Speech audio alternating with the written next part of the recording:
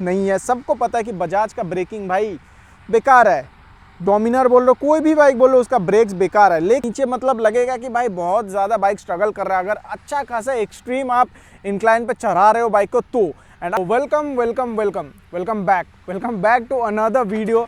And यार मैं बोलता जाता हूँ लेकिन फिर भी मेरे से ना कंटिन्यू नहीं हो पा रहा है रेगुलर वीडियो डालना, क्योंकि बहुत ही ज़्यादा बिजी मेरा शेड्यूल अभी चल रहा है। ठीक है, आई गेस 7 दिन 8 दिन या 10 दिन जाके हफ्ता भर बाद मेरा जाके एक वीडियो अपलोड हो रहा है।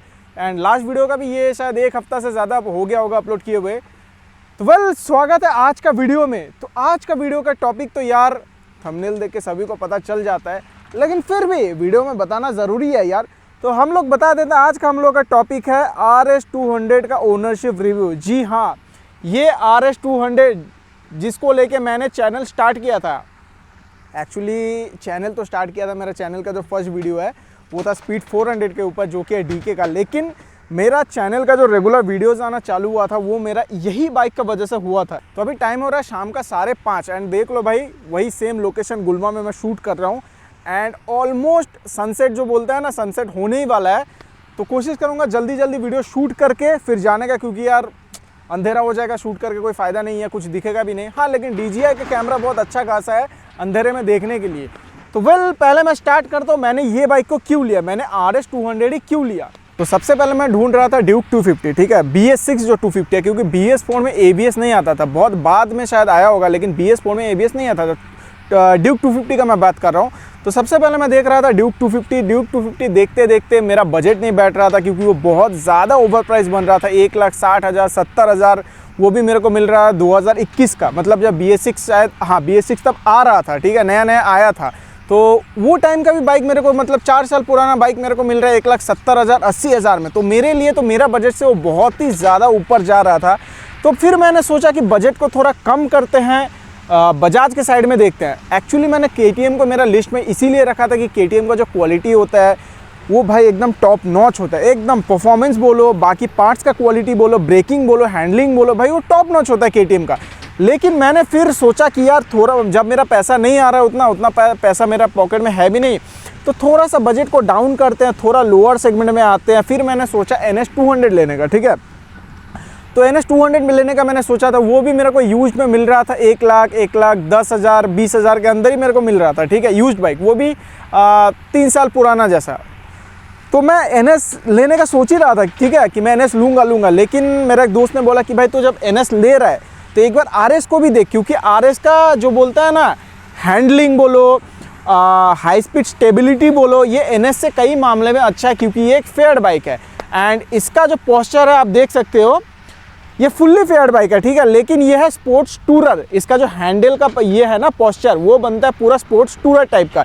ये प्रॉपर स्पोर्ट बाइक, ये इसको मैं प्रॉपर स्पोर्ट्स बाइक नहीं बोल सकता जैसा R15 होता है, लेकिन ये अच्छा खासा स्पोर्ट्स टूरर होता है। जब मेरा दोस्त ने बोला कि भाई एक बार RS को ट्राई देके देख, ठीक है, क्योंकि RS जो होता है एक लेजेंडरी बाइक है, मतलब 2012-13 में लॉन्च हुआ था, उसके बाद भी बाइक में कोई अपडेट नहीं है, कुछ भी नहीं, फिर भी वो एक लेजेंडरी बाइक है। अभी भी वो बाइक ऐसा नहीं लगता कि बहुत ज़्यादा आउटडेटेड हो गया मार्केट से। तो फिर मैं सोचा हाँ भाई एक ट्राई देके तो देख सकते हो, क्योंकि मेरे को RS का लुक्स उतना कुछ खास पसंद था नहीं, लेकिन फिर भी मैं सोचा कि हाँ भाई ठीक ठाक है, मेरा बजट में भी बैठ रहा है, तो मैं चेक कर लेता हूँ। तो चेक करते करते मैंने बहुत सारा बाइक देखा, ठीक है, मैंने नई करके भी 3 से 4 RS देख लिया। उसके अंदर भी एक मैंने देख लिया BS6 RS, BS6 बोलो, उसके अंदर भी मैं देख लिया BS4। लेकिन वही था, मेरा प्रायोरिटी था BS6 लेने का, क्योंकि हम लोग देख रहे हैं कि E20 के ऊपर गवर्नमेंट बहुत ज़्यादा प्रेशर दे रहा है कि E20 बनाओ, सब कुछ E20 कर दो फ्यूल का। तो इसीलिए मैं सोचा कि BS6 की तरफ ही जाना ज़्यादा सेंसिबल बनता है। तो मैं सोचा BS6 ही लूँगा। लेकिन फिर भी उसने मेरे को बोला कि भाई एक बार BS4 भी चला के देख। तो BS4 में जब चलाया था ना भाई, उसका पावर अल्टीमेट, वो जो भागता है ना, मतलब उसका इंजन लगता है कि पावर ट्रेनिंग लगा हुआ है उसका इंजन में, उसका ECU में पावर ट्रेनिंग लगा हुआ है, इतना खुल के वो बाइक भागता है। लेकिन वो चीज़ ये बाइक में नहीं है, BS6 में नहीं है। इसको लगता है कि इसका पावर को ना कोई चीज़ रोक रहा है, इसको मतलब ये खुल के नहीं भाग रहा बाइक। लेकिन बाइक भागता है यार, उसमें वो नहीं है, लेकिन वो खुल के नहीं भाग रहा है जैसे BS4 भागता है। ज़्यादा बात करेंगे तो वीडियो बहुत ज़्यादा लंबा हो जाएगा, ठीक है। अभी मैंने बता दिया कि मैंने RS को ही क्यों लिया। अभी मैं जाऊँगा बाइक का मेन प्रोज एंड कॉन्स के ऊपर, ठीक है। चलो अब मैं नहीं आता हूँ, बाइक को फ्रेम में लाता हूँ। तो सबसे पहले RS जो कि एक फेयर्ड मशीन, तो फेयर्ड है। तो बाइक का हैंडलिंग कैसा है? तो भाई बाइक का जो हैंडलिंग है, मैं बोल रहा हूँ आरएस का हैंडलिंग, इतना प्यारा हैंडलिंग है, इतना प्यारा हैंडलिंग। हाँ, वो शार्पनेस मैं नहीं बोलूँगा जो एक नेकेड बाइक में आपको मिल जाता है कि आप हैंडल मोड़ो इधर उधर फ्लिक कर सकते हो, वैसा ये बाइक नहीं है। लेकिन भाई हाईवे पे आप लेके जाओ, आप इसको 120 पे भी क्रूज़ करो, कोई भी आपको दिक्कत वाला चीज़ नहीं मिलेगा वहाँ पे कि बाइक वॉबल हो रहा है, ये हो रहा है, बाइक मेरे को अनस्टेबल फील हो रहा है, वैसा आपको कहीं पे भी फील नहीं होगा। ये बाइक बहुत ही ज़्यादा स्टेबल चलता है। तो हैंडलिंग का बात हम लोगों ने कर लिया। अभी हम लोग बात करेंगे इसका सस्पेंशन के ऊपर। सस्पेंशन, यार बोलने में टंग ट्विस्टर क्यों आ रहा है, पानी भी नहीं पिया हूँ यार।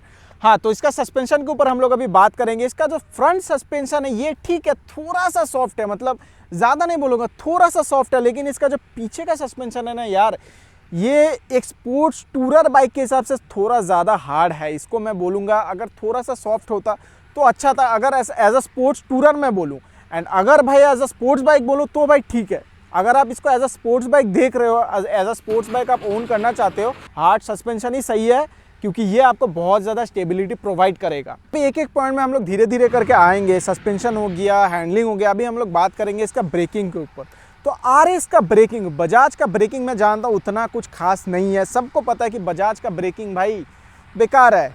डोमिनार बोल लो, कोई भी बाइक बोल लो, उसका ब्रेक्स बेकार है। लेकिन ये बाइक का मैं ब्रेक्स को रेट करूंगा 10 में से मैं बोलूँगा 6.5 जैसा मैं रेट करूंगा, क्योंकि इसका भी ब्रेक्स उतना कुछ खास नहीं है कि एकदम शार्प ब्रेकिंग है इसका, जहाँ पे मारो वहीं पे बाइक अच्छा खासा स्टॉपिंग आपको दे रहा है, स्टॉपिंग पावर आपको मिल रहा है।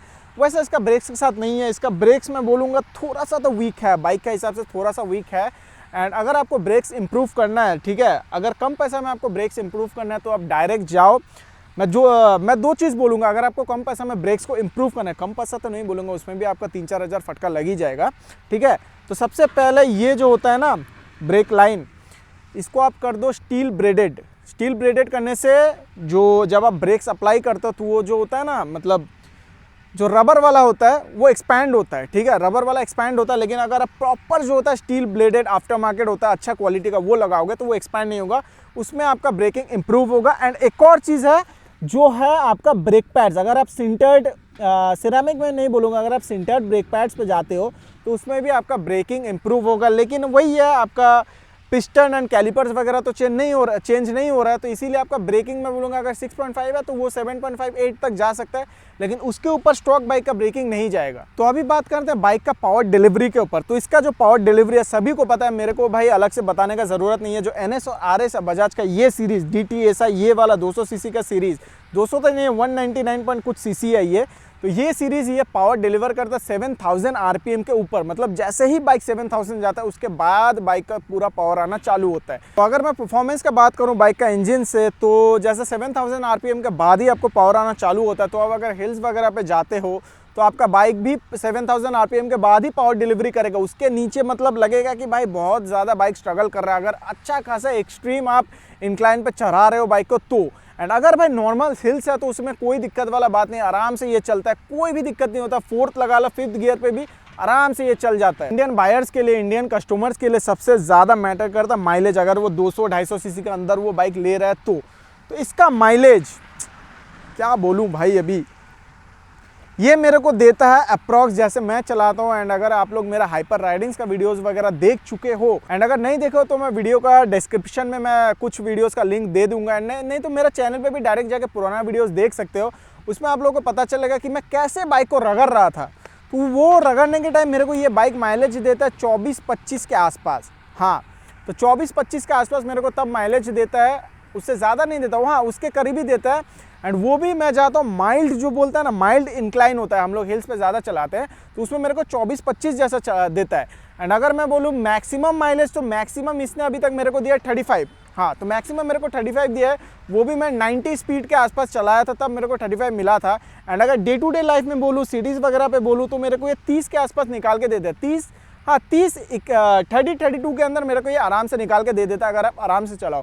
एंड अगर आप मतलब स्ट्रीट राइडिंग में भी, सिटी में भी अगर आप 7000-8000 RPM जा रहे हो तो यार भूल जाओ इससे माइलेज लेना, ये आपका खून पी जाएगा, तेल तो छोड़ ही दो इसका। हाँ, एक और चीज़ मैं बताना भूल गया, इसका बाइक मतलब ये बाइक रेडलाइन होता है 10,000 RPM पे, एकदम 10,000 पे रेडलाइन होता है, उसके ऊपर ये बाइक नहीं जाता है। लेकिन जो NS सीरीज़ है बजाज का NS 200 वो जाता है 10,500 तक। तो मेरे को नहीं पता यार बजाज का इसके साथ क्या दुश्मनी है जो इसको 500 आरपीएम कम पे दे दिया यार। अगर ये 500 आरपीएम और ज़्यादा देता तो इसका पावर और ज़्यादा हम लोगों को फील होता। अभी 6 बज चुका है, ठीक है, अंधेरा हो चुका है, ऑलमोस्ट अंधेरा होने ही वाला है, ठीक है। तो मेरा कैमरा का भी परफॉर्मेंस मेरे को पता चल जाएगा कि ये इवनिंग के टाइम पे जो होता है ना, इसको क्या टाइम बोलते हैं, जब अंधेरा हो रहा है एंड थोड़ा थोड़ा उजाला है, वो टाइम पे मेरा कैमरा कैसा परफॉर्म करता है। तो वेल अभी आते हैं हम लोग इसका नेक्स्ट पॉइंट पे, जो हम लोगों का है सीट। जी हाँ, सीटिंग क्या बोल दूँ यार, डबल सीट का बाइक तो है लेकिन इसका सीट इतना ज़्यादा हार्ड है, मतलब आप अगर 100 किलोमीटर तक ठीक, हाँ 80 से 100 किलोमीटर ये ठीक है, लेकिन उसके ऊपर जब आप जाओगे ना भाई, आपका बेस का बेसमेंट बन जाएगा। Same goes with pillion seat, उसका भी बेस का बेसमेंट बन जाएगा। तो अभी बात करते हैं ये बाइक का सर्विसिंग के बारे में कि बाइक सर्विसिंग कैसा होता है, कैसा क्या खर्चा देता है, कहाँ पे मैं सर्विस करवाता हूँ। तो लेने के बाद मैंने एक भी सर्विस जो है बजाज से नहीं करवाया, मैंने लेने के बाद 2 ही सर्विस करवाया। उसमें से भी भाई एक करवाया मैंने लोकल मैकेनिक्स पे एंड एक सर्विस मैंने करवाया मैंने खुद से मैंने ये बाइक का पूरा अच्छा खासा सर्विस करवाया था। एंड अगर आपको वो सर्विस का वीडियो देखना है तो उसका वीडियो मैं डिस्क्रिप्शन में दे दूंगा, वहाँ से आप लोग देख सकते हो। इसका अच्छा खासा सर्विस, मतलब ये जब पार्ट्स है ना बजाज, मतलब ये जो पार्ट्स है ना बजाज RS 200 का खोल, तो RS 200 का ये सब पार्ट्स खोलना बहुत ही ज़्यादा डिफ़िकल्ट है। वो भी मैंने वीडियो में बताया हूँ कि कैसे आपको कौन सा पार्ट्स कैसे क्या निकालना है, कैसे क्या सर्विस करना है, वो आप ज़रूर से एक बार देख सकते हो। अगर आपको ये बाइक के रिलेटेड कुछ भी आपको पूछना है तो आप या तो मेरे को इंस्टा पे पूछ लो, मेरे का इंस्टा ID जो यूज़र नेम है आपको यहाँ स्क्रीन पे शो हो जाएगा। एंड नहीं तो मेरे को ये वीडियो का कमेंट में भी डायरेक्ट पूछ सकते हो। अगर आपको कोई भी चीज़ पूछना है ये बाइक का रिलेटेड, या अगर आप कोई यूज्ड बाइक परचेस कर रहे हो उसका रिलेटेड कुछ भी मेरे को पूछना है तो आप DM में या कमेंट में मेरे को ज़रूर पूछ सकते हो। तो वेल ये वीडियो के लिए इतना ही। आशा करता हूँ वीडियो आपको पसंद आया होगा। एंड थोड़ा सा मैं दुखी भी हूँ कि यार मैं लेट हो गया यहाँ पे आने के लिए, शाम हो चुका है, तो ज़्यादा पॉइंट्स मैं कवर नहीं कर पाया। मैं तो सोचा था बहुत डिटेल में एक वीडियो बनाऊँगा, तो वेल बनाऊँगा, फ्यूचर में भी बनाऊँगा, क्योंकि ये बाइक तो मेरा ही साथ में है फ़िलहाल अभी तक, ठीक है। तो कोशिश करूँगा बाद में भी एक वीडियो ओनरशिप अच्छा खासा बनाने के लिए। तो वेल ये वीडियो के लिए इतना ही। नेक्स्ट वीडियो पे जल्दी मिलेंगे, तब तक के लिए सी यू एंड बाय बाय।